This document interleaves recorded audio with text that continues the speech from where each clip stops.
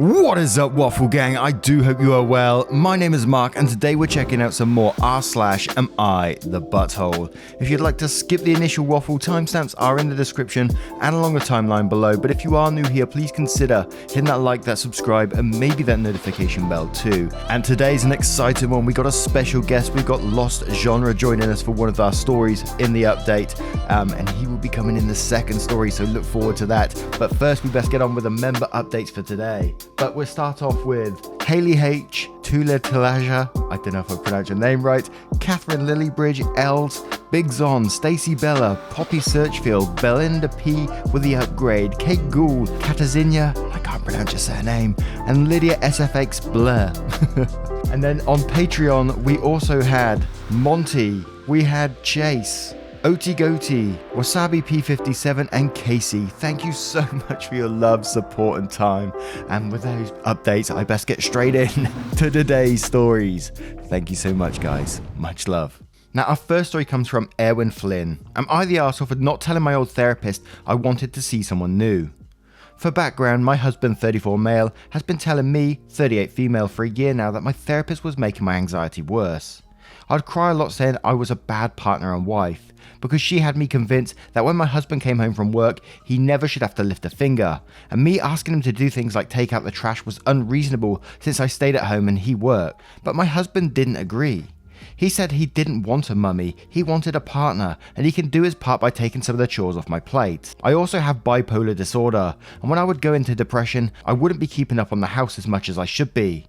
And she would say it isn't fair if he has to pick up the slack, because when he got home I should have everything perfect and I should be taking care of him completely.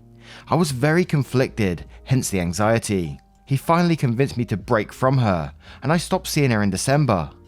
By late February, I had stopped beating myself up for the not being the perfect housewife and not anticipating his every need before he had them. But I had just started college and I was feeling super overwhelmed since I'm not good with online learning. The thought of talking to my therapist gave me level 10 anxiety, so I decided to take the school up on counselling services they provided. I did not tell my therapist I was doing this. I honestly couldn't face her yet. I saw this new person for a couple of sessions and I really liked her. Yesterday, my old therapist office called to set up an appointment. I told the receptionist that I decided to see someone else. I guess I was on speakerphone because my old therapist got on and spent 20 minutes berating me, saying I was unethical for seeing a new person without consulting her first, that I just wanted to say, poor Arwen, and that I didn't want to get better, that now she knew how my husband feels when I shut down. What? Because I did the same to her, that I was rude, and that I just didn't like how she told me the harsh truths. Then she said she'd be talking to my psych, same office, and he might drop me because of my behaviour. Am I the arsehole for not telling her beforehand that I was thinking about seeing someone else? I waited only because I was so anxious at the thought of talking to her. Maybe I should have just sucked it up and said something. I've been upset ever since her phone call, thinking I am, even though my husband says I'm not. And there's a small edit which we'll cover in a second, but wow, that sounds like really strange behaviour for a therapist to be going through. Why would they do this? And surely this kind of behaviour can get them struck off. I guess they have to have some license to do this. Surely that could get them their license taken away for doing it. Surely, because that's just weird behaviour to me. It sounds like the therapist is causing you more mental sort of anguish all by themselves. So yeah, absolutely you're not the arsehole in this situation. But the edit says, I went to bed and this blew up. I'm trying to respond to everyone, but it's overwhelming. Honestly, this has helped a lot, and I realise even more how bad of a therapist she is. I'm going to discuss this with my new therapist, and we're going to decide where to go from there. I'll update after I've talked with her. Thank you everyone for the kind words and awards. And Kelly Margaret says, not the arsehole, your ex-therapist has several issues of her own. Therapy isn't supposed to be about the therapist pushing her own agenda. She is also acting inappropriately. And OP says, thank you for your reply, my husband said the same thing, that she has been inappropriate. I really thought I was in the wrong and he was just taking my side. And Gimme a Beach says, from a psychologist, consider a state board report. This is egregious and she told a whole lie about the ethics part. Y'all don't have ethical mandates, we do. Clients move around without allowing the opportunity for appropriate termination all the time. Again, speaking from the provider's perspective, it would have been nice for you to verbalise your discomfort to perhaps allow the opportunity for a different approach. But by the way you described this person, I'm not even sure that would have been effective. The lack of professionalism is astounding. I'm trying hard to understand why this person thought their approach was appropriate. Was this a religious-based counsellor? No shade, it just aligns with the rigid gender roles feedback you've gotten. And History Buff 19 says, I'm getting the feeling, just a slight teeny tiny feeling, that you should report the shit out of her ass. And when I say teeny tiny, I mean every cell in my body is screaming in rage. Not the arsehole, that's a bad therapist. Christ almighty, what the hell is her deal? You're not looking for someone to coddle you and tell you what you want to hear. You're looking for someone who will help you, which is not that very bad, terrible, awful therapist. And Sir Bellwater says, not the arsehole, and you should report your old therapist too, because they should not be working in healthcare. And finally, one more shiny artist says, not the arsehole, I would even consider making an official complaint about her. She doesn't sound professional, especially when she tried to manipulate you into thinking you did something unethical. You did not, and I certainly don't think she gave you right advice either. It screams outdated and misogyny. Maybe she was trying to keep you miserable so you kept seeing her. I suggest you also talk to your psych about her behaviour and what she said. I'm guessing it's all just lies and that she'd do that because that would be a breach of patient confidentiality without your consent. Please consider making an official complaint. And now we're going to move on to the update. First off, my husband would like to say his best Captain Holt voice, vindication, and I would like to say thank you for the outpouring of support. It really gave me a lot to think about. On to the update. On Monday, I consulted my primary doctor and he said he was fine prescribing me my meds if my psych did drop me because of what the old therapist said. So I had a call with my psych where I asked him straight out if he was dropping me because I wasn't seeing her anymore. Guys, he was shocked. She hadn't told him anything, so I gave him a quick rundown and he was pissed. Said he has no idea why she would ever say that to me, that he would drop me, and that me seeing her or not had nothing to do with me and him. He doesn't care who my therapist is, so as long as they are helping me. So luckily, that worked itself out, and if I do decide to leave that practice, at least I know I have a backup plan. Something tells me that she didn't expect me to actually say anything to him, and was counting on me not rocking the boat as it were. I saw my new therapist today and told her what happened, and she is very angry.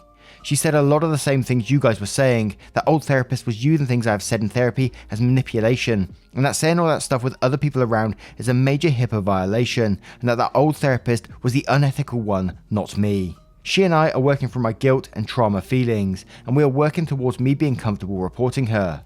I took what you guys said to heart, and I would feel awful if she did this to someone and they didn't have the support system I had, and they hurt themselves over it. I just need a little bit of time to process some of the old feelings this has brought up for me. Thank you guys again. It really helped me stay grounded and kept me from going over the ledge, as it were. Absolutely, and I'm glad that's a positive update in the end and you found a new therapist and you are moving forward with things. But now I turn this one to you guys. What do you guys think of this situation? Let me know in the comments below. And our next story is from X and Money, and it's going to follow with an update from Lost Genre LG, which is going to be absolutely amazing. So, am I the arsehole for not wanting to give any money to my pregnant ex? My ex, 25 female, and I, 27 male, were together about 6 months, but during that time, we were free to see other people. Things were working out, so we broke up. Over a month after that, she finds out that she's pregnant and tells me, baby is mine. But I already knew she was seeing other guys, so it was possible the baby isn't. She got mad that I was having doubts, but said if we got a paternity test and it showed I'm the dad, then yeah, I'll 100% be involved. My ex didn't want that, and she'd rather wait until after the baby is born to get the test done, so I said that's fine, it's her choice, but I won't get myself involved unless I know the baby is mine. Like I already know, I could be set up for child support if I start helping out now, and then later it's revealed I'm not the father. I live in the US and I've heard this stuff happens a lot. I'd rather not even risk it, you know. She's about 8 months now, and I've started saving up money, reading up some books, making shopping cart lists of baby clothes and furniture to buy in case I am the father, so it's not like I'm not preparing for this at all. So right now money is tight with her since I know she's only working part-time. She doesn't have the money for a baby bassinet or clothes because she practically lives paycheck to paycheck. She started asking to let her borrow money for baby stuff, but I've told her no. Far as I know, she doesn't have other family she's close to, and friends are the same as her with money. But I already said that I'll start giving her money and helping out once I know her son is mine. Otherwise, I'd rather not get involved. I've even told her to reach out to other guys who could also be the dads, but she said one is even more broke and the other she hasn't been able to contact. So right now, it seems like I'm the only one actually able to offer financial support. We have a couple of mutual friends and I'm getting shit from them because they know I have the money to help out. She could be the mum of my kids, so the least I could do is provide. They say they would if they had the money. Since I do have the means and this baby could be mine, I should already be helping. They have a point. The baby could be mine and I'll be happy to help out. Once I know he is in fact mine. But everyone else is seeing it as I'm being too cold and inconsiderate. I don't think I am, but I want to know what others believe. Am I the arsehole? Yeah, and I'm going to start straight away on this one with not the arsehole, simply because, if you did, it's like you said in a part of the story, is that if you did start paying money, like now, you could be set up for child support in the future because you're starting to play a role as a father figure. And I've seen it in multiple stories like this, so you're definitely not the arsehole from that perspective at all. And you said yourself, like, if the child is yours, you will take responsibility. You prepared yourself, like, with reading up on books and making shopping cart lists just to be prepared. So I think you are being quite responsible in this respect. But there was another sentence in this one that was very, very telling. And you said, I've told her to reach out to the other guys who could also be the dads. But then she turns around and says, but she said one is even more broke and the other she hasn't been able to contact. So she's been trying to get in contact with these ones as well, just trying to get money from all different places. And I get the desperation, but, and I'm almost tempted to go for an everyone sucks here just because of the irresponsibility around, you said you was free to see other people and things like that, which is absolutely fine, but you need to be responsible with it, which you guys absolutely weren't. I was almost going to go for an everyone sucks here, but I'm going to go for a not the arsehole in this one. Now, LG, tell me what you think about this situation. Hey, Mark. First of all, thanks for having me. It is so cool to do this with you. And regarding the story, I absolutely agree. Opie is in no way the a-hole. If anything, the ex is like the a-hole here. From what I understand, there's a prenatal DNA test that doesn't endanger the pregnancy, so why not find out right away to plan accordingly? Also, I just feel bad for that baby. Here's the thing to me. If you're single or in an open relationship, then go ahead and have fun and all that. But be responsible. Now there's a baby on the way that if it's not OP's, the dad isn't reachable or can't afford to help. That's not right. None of what's happening is that baby's fault. But still, it'll probably be the one that suffers the most. But you know me, I'm the bias towards kids guy. Anyways, that's too much from me, so let's continue with the update to see what happened next. Hasn't been that long, but thought I should update since many of you wanted to know. Following what a few here suggested, I tried talking to my ex again about getting the prenatal paternity test done right now, since she kept pressing me about giving her money. I said, if her situation is that bad, then let's have this test done already, so if the baby is mine, I can start helping now. Because if we waited until after birth, she was going to have to wait for my support until the results came in. Plus, if she still refused a paternity test then, it would be more waiting around to get a court-ordered test, meaning no help from me at all for a while, even after the baby's already here. So yeah, she agreed to it in the end. He's not mine. I just got the results the day before yesterday. My ex didn't really have much to say. She only texted, "Fine, then I won't bother you anymore." I told her I was sorry and wished her luck. Also, told her about what you guys commented about Facebook posts selling or giving away used baby stuff. Plus, the WIC program that could help her out since she's low income. But she didn't respond after that and haven't heard from her since, so I don't know if she'll look into those. Not gonna lie, I'm a little disappointed. I know I was having my doubts about this baby being mine and was keeping my distance, but like I said, I was mentally and physically preparing in case he was, so that I could be there as a father. Still feel that loss, but at least now I know for sure. I appreciate everyone who commented, and thanks for the info and advice. Well, OP, at least you know and you tried to help out as much as you could. The fact is, and even though you might be sad about it, it is not your baby and it's not your responsibility, and your ex is going to have to deal with this. Silver lining is, regarding how you told us that you prepared and how you feel right now, I'm sure that some kids in the future are going to be lucky to have you as a dad. And that's it for me. For now, I just want to thank you, Mark, for featuring me in your video. It's been awesome working with you, and hopefully we can do this again sometime in the future. And thank you for being here as well, LG. It's been an absolute pleasure to have you here. Much love to you, and I'm sure we will work together again soon. It's been an absolute pleasure. Anyway, now I turn this one to you guys. What do you guys think of the situation, and what do you think of the update? Let me know in the comments below. And our next story is from Sparky's Human. Am I the arsehole for refusing to let my girlfriend get a dog because it will upset my old man of a cat? I, 30 female, have been with my girlfriend, 31 female, for 3 years now, and we've recently moved into a nice house in the country. As we are finally living somewhere with a decent sized garden, my girlfriend wants to get a dog. She has always wanted a dog, and I have said to her that we can get one day, but not until my cat passes away. My cat Sparky is 14 years old, is blind in one eye, and he hates dogs. I love this cat, he is my baby, as I would love any animal that my partner and I get together. But is it unreasonable to ask that he lives out his twilight years in peace, eating his favourite foods, curling up by the fire, hogging the bed and watching tennis without getting a new puppy in the mix? My girlfriend says that I'm being unreasonable, that my cat and the new dog will be great friends, but I know Sparky and he has always been anxious or aggressive towards dogs. My friends and family say that if I love my girlfriend I should let her get a dog.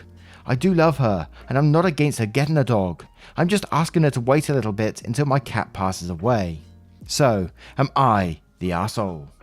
And it's going to be a not the arsehole from me in this situation, simply because when you get a new puppy, they like to jump around, they like to bite on things, so that poor cat is going to not have a great time. And I think your girlfriend's living in sort of fantasy land. She's picturing this puppy coming in, the cat sort of skipping around together and playing away, which just isn't going to happen. That cat isn't going to have a great time. If it likes chilling and, resting a lot of the time because it's an older cat now, it's not going to like a puppy bouncing around it all the time, and it's going to get frustrated and anxious, which isn't fair on the cat. I think your girlfriend needs to take a step back and realize that too. We have got an update to this one, so we'll cover a couple of the comments first and then we'll move to the update. And Yachi says, not the arsehole, let old man Grumps live out his days dog free. And Heavy Introduction says, not the arsehole, and I don't think the question is even whether this cat deserves to override any new dog desires. And he does. Precious old grump cats, I have one too. The critical matter is that you were clear from the get-go that any future dogs in this relationship would have to be after old man Grumps passes. If girlfriend didn't like this setup, she was free to remove herself from the situation. Agreeing and moving in together only to get pissy later is 110% arsehole behaviour. And Mikey Weasel says, not the arsehole, basic rule of pets. Everyone who lives in the house gets veto power on any new pet being added to the house. In this case, you get veto power, and you can argue that your cat gets veto power as well. I think you are fine to stick to your guns here. I think your girlfriend is being very likely the arsehole for pushing this issue. She is fine to want the dog, but not to keep pushing this if you have clearly explained your reasoning. And Bull says, not the arsehole, I've also got an older man cat, and when me and my boyfriend move in together, he wants to get a dog. However, we've agreed that we cannot have a dog while we still have my boy. It's not fair to your cat to bring in another animal into this house, especially a rambunctious puppy. And it's not fair to have the hypothetical puppy either to bring it into the house with another animal that may be aggressive towards it. And to the people who are inevitably going to say it's just a cat, no, he's OP's baby, he deserves respect. And now let's move to the update to see what that says. And here's the update. I thought I'd give you all an update on the pet situation. After another argument with my girlfriend about the dog situation, we asked a friend of ours if we could look after a dog, a very placid, sleepy and uninterested bulldog, for a day while she was at work. She could see for herself how Sparky would react. And let me say my girlfriend now understands why I wanted to wait until Sparky had died before getting the dog. Within the 6 hours that we had the dog, Sparky had tried to bite him on the leg. I pulled him away before he could even make contact with him and hauled Sparky's ass upstairs away from the dog after that moment. While upstairs, Sparky did nothing but yowl at us and revenge pee on the bed, before hiding on top of the wardrobe. While all this was happening, my friend's dog just lay there on the floor of the lounge, doing absolutely nothing. Upon seeing what Sparky was willing to do to a dog that wouldn't even hurt a fly, my girlfriend has now agreed that if she wants a dog, then it has to be an outdoor dog, which she does not want, or wait until an awful day that Sparky is no longer with us. Grumpus is very happy with that plan. Grumpus, Sparky, is now going to spend his golden years lying in front of the fire, watching tennis and Blue Planet on TV, eating lots of treats and sitting on the landing windowsill where he loves to watch the whole world go by, while casually growling at any dog he sees walk past the house, and he's very happy with his plan. I promised my friend's dog was not hurt, and I don't even think that he realised that my cat was planning on attacking him, and Sparky is as happy as a lamb again. No more revenge peeing. And I think that is the best possible situation that could come from this, really. No pets were hurt. Sparky was sure he was anxious for a moment, but your girlfriend learned a lesson, and the best outcome came from it in the end. So I'm pretty happy with that one. How about you guys? I hope you guys did enjoy that update. I love a story with an update once in a while, just like LG does. But now I turn this one to you guys. What do you guys think of this situation? Let me know in the comments below.